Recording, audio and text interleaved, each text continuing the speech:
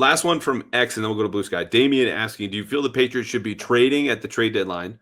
What's Vrabel's usual tendencies, and who could we realistically get? Okay, let's just turn this into a general trade deadline discussion, which we will have a lot more in upcoming episodes, and probably next week with you, because Patriots are 5-2 when they get to the deadline. It's very likely they will be 6-3 or 7-2. The only way they're not is if they lose the next two, and they are 5-4. So to me, you're in a position to add. I know they are going to be precious. You can clip this if you want. The Patriots are going to be precious with their draft picks. Mm-hmm. I think they should be precious with their draft picks. For example, Chris Olave, who a little scuttlebutt that you're here, ask around, probably goes for a second, maybe a third and some change. They would love a first. Probably not going to happen. All that pricing puts the Patriots just out of the market. As I see it right now, we are always open to change and surprise. Maybe the Saints get drunk and say, sure, for a fourth. Fine. Don't think it happens. I think there will be small ads here and there. Diana Rossini said they have not called around about running backs to the team she's spoken with. I would absolutely add a running back. I know they would love to add on the edge or just kind of boost that pass rush like we've talked about. Beyond that, I don't think the big swing for a receiver is there. Plus, their passing game has been excellent. So that's where I'm at on the trade deadline.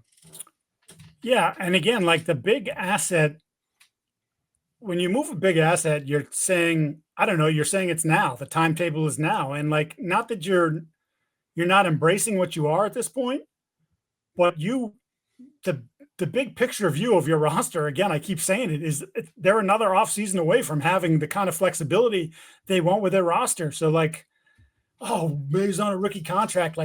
I don't see them parting with a first, second, or third. It would maybe something could intrigue you with the 3, maybe, but most likely we're talking about a day 3 draft pick. Most likely we're talking about something later on where you're pick swapping and doing those sorts of things, and you're getting something more of a depth piece than someone who's really going to sort of change your outlook. I would throw this name out there. I forget what year it was. Patriots went to the Super Bowl, I believe, that year. Well, they went to the Super Bowl. Jonathan Castillo, linebacker. They traded with the Giants. It was one of the years the Giants weren't in the mix. And they traded for Castillo, who was more of a pass 13, coverage. 14? I think so. More of a pass coverage, but that kind of thing. Special teams guy, he could carve out a role on defense. You could put him out there. He gave you some depth. If something happened to one of your guys, you're we can roll him out there for 40 snaps and we could survive. That kind of thing. Because I think if you look at a lot of different spots on this roster and you say, something happens to that guy, we're doing what next? If something happens to that guy, how are we gonna get by with that? So that to me is more of what we're thinking about at this point. I think it's a great shout. I wrote about this last week, and I was looking at all the Ravens running backs because Anthony Jennings is a player who has been on the block, reported this for months. Yep. And I'm looking, there's not many teams that he would fit, but one who has a bad run defense in a history of Alabama players and can manufacture scheme is Baltimore. So I came back to a name you threw out first on this podcast last week, Justice Hill. I said, I think Jennings in a 6, Jennings in a 7th, maybe it's a conditional 6. Fort Hill makes a lot of sense to me. One big name I did throw out, and I don't think this is feasible, but Bill Barnwell framed this because I had no idea what Jalen Phillips' market would be. But for the Dolphins, who should sell, absolutely should sell, for a guy who plays a premium position and when healthy is having 8-9 sack seasons, 26 hits, I think, in his second year. Mm-hmm. Jalen Phillips in a pick swap trade, as Bill put it, smarter than me. He was a third for Phillips and a 5th or 6th or something like that to Detroit, which, by the way, if you're in the market for an edge rusher, you are going to have competition from big hitters who are ready to go all in, already are all in. That to me, I would do, because even though he's in a contract year, you get him in, you start recruiting, and that his injury history, where he played his first 2 seasons, has hardly played since, is going to dent his market and bring his price down. But if he's healthy, that is a player who's 26, plays a premium position, and produces like few guys do at that spot that you might be able to get for a discount. Granted, you'd rather just sign him, but they're going to have a lot of extensions and a lot of guys they want to re-sign this upcoming offseason, even though their cap space, which I completely whiffed on this in the same piece, they're not over the cap for next year, which is where they were as of the summer.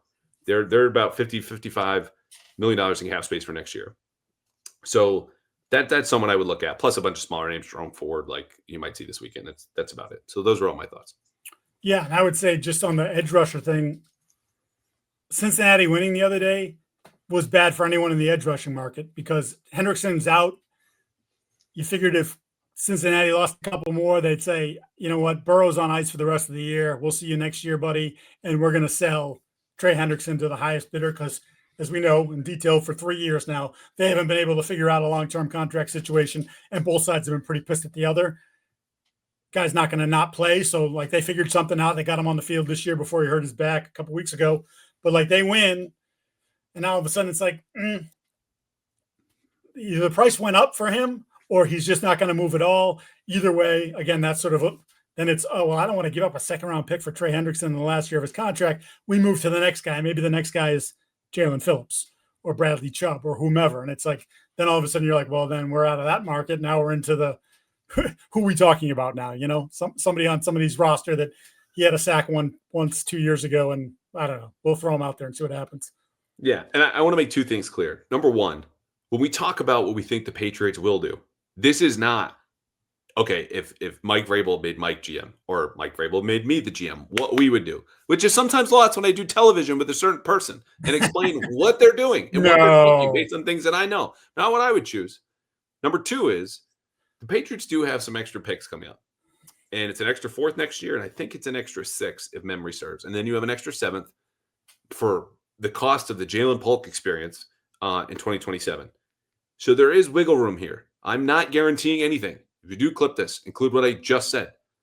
Nobody knows. 7-2, you don't add, you probably should. But just to keep that all in mind. They've got some ammo if they want to, and I think they should. But Vrabel has said multiple times, you're one of a program. You're one of the program. We're rebuilding. They're sticking to the vision.